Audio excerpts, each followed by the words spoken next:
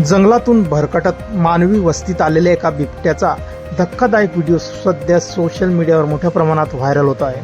Video पाहताना सुरुवातीला सर्व काही सामान्य वाटतं, मात्र काही क्षणातच बिबट्याच्या शरीरात अचानक तीव्र हालचाल सुरू होते आणि तो नियंत्रण गमावून झुडपांमध्ये कोसळतो।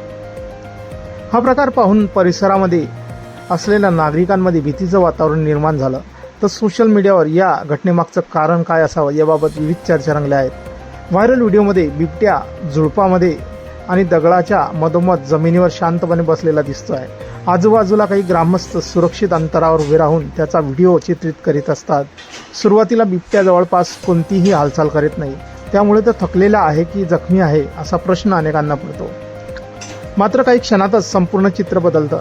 अचानक बिबट्याच्या शरीरात जोरदार थरथर सुरू होते, त्याचं डोकं शरीर अनियंत्रितपणे हलू लागतं।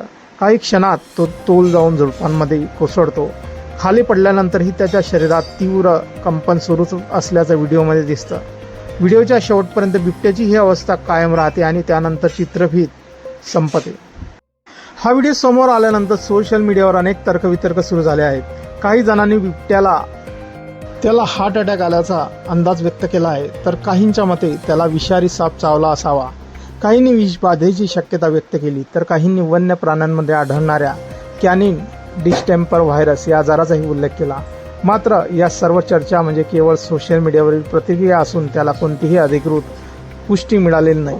व्हायरल पोस्टनुसार ही घटना नेपाळमधील अछाम जिल्ह्यातील असल्याचे सांगितले जात आहे। इंस्टाग्रामवरील सुशील खाडका वन या खात्यावर व्हिडिओ शेअर करण्यात आला आहे। पोस्टमध्ये नेपाळी भाषेत लिहिलेल्या माहितीनुसार हा बिबट्या एका घराच्या छतावर आढळून आला होता। त्यावेळी तो आजारी असल्याचे दिसत होता। त्याच्यामध्ये हार्ट अटॅकची लक्षणं दिसत असल्याचा दावा करण्यात आला।